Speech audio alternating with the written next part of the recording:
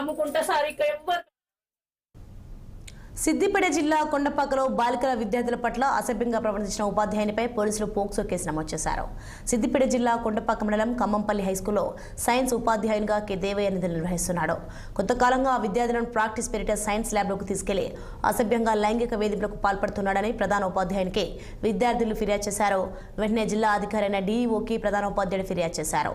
DEO ఉపాధ్యాయునిపై ఎలాంటి చర్యలు తీసుకున్నందున ఈ విషయం విద్యార్థి తల్లిదండ్రులు తెలియడంతో సిద్దిపేట 3 టౌన్ పోలీస్ స్టేషన్లో ఫిర్యాదు చేశారు.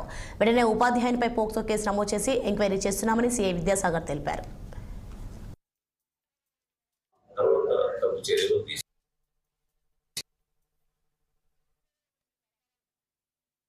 మా పాఠశాలలో